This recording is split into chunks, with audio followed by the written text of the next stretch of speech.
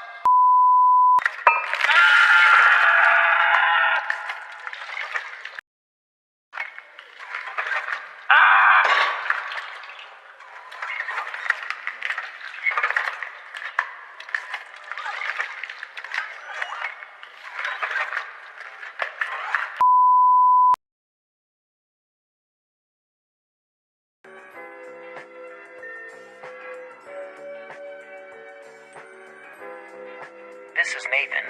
He is going to be your instructor.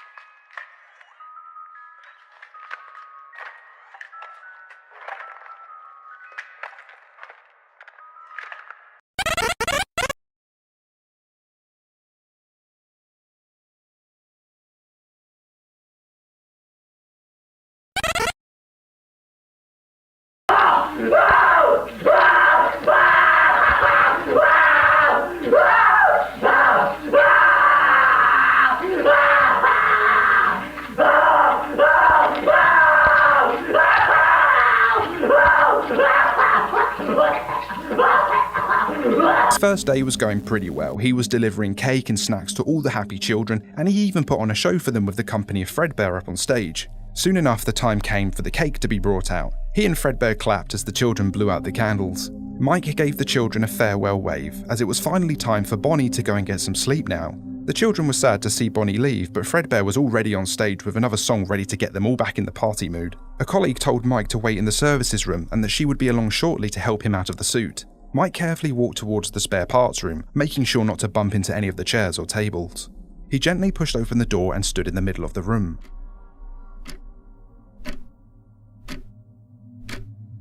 Mike felt a bead of sweat run down his temple. It was hot in this suit, and it was hotter still in this room. There were no windows, and the air conditioning was being run exclusively into the party room to keep the children cool and happy. As the minutes trickled by, he felt more beads beginning to descend. He began to hear a very faint grinding sound, like metal straining. He exhaled sharply in frustration, sending a spittle of sweat that had collected on his lip outwards. As the sweat landed on the springlock, the mechanism slipped out of place. Mike's entire world turned black. As the endoskeleton's face came loose and clamped around his head, he felt his eyeballs get crushed as the skeleton's globes were forced into his sockets. He felt his cheeks split and his teeth crack as the mouth segments swung out to meet each other inside his jaw.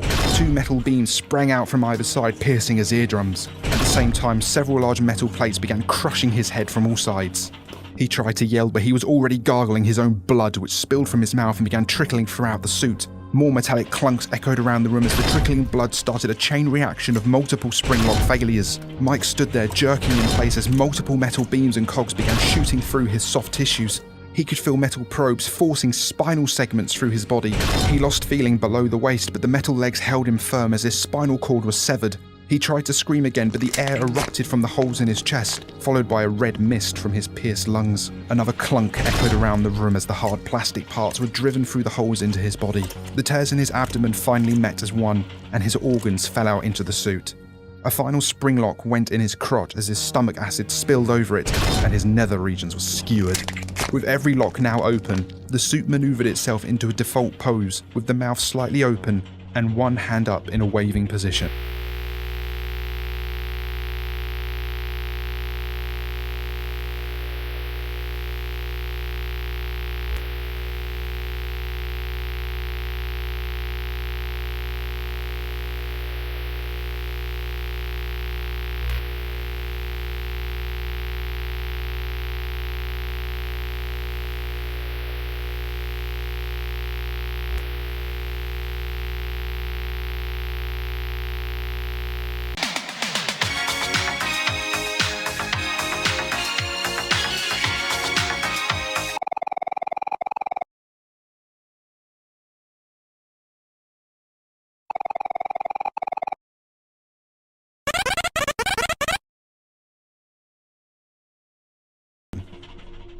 Mike could not move. He could not speak. He could not hear. He could not see. All he could do was feel the pain and the life slowly draining from him and the shock setting in. It was a slow death, but eventually he began to feel cold. He could feel everything getting heavy, and within the space of a few minutes, Mike was finally awarded the sweet release of death. As the employee came rushing into the room apologising for her lateness, prepared to rehash the story of the child who couldn't find the toilets, she instead stood paralysed at the monument before her, the Spring Bonnie costume standing tall with a look of joy and cold happiness on its face, while at the same time, the lifeless skewered corpse of her former colleague dripped onto the floor, and pieces of his skin hung from the openings in the suit. She took out her phone and sent a text she hoped she would never have to send. It happened again.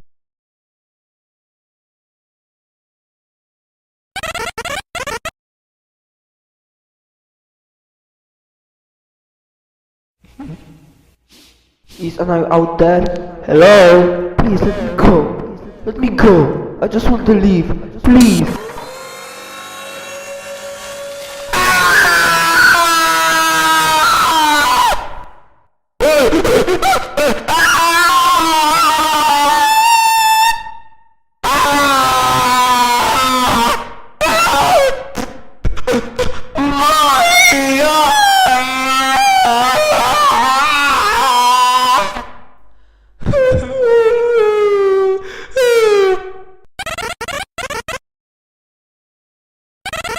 Please let me go. Let me go. I just want to leave. Please.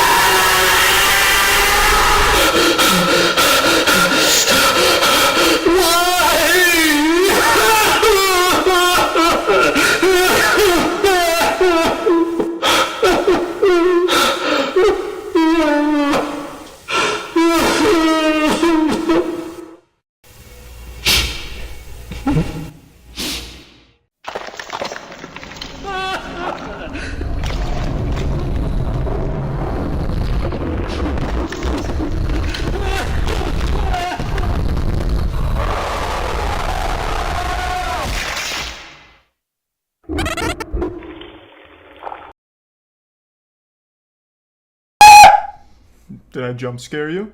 Yeah, I bet I did. You coward. You make me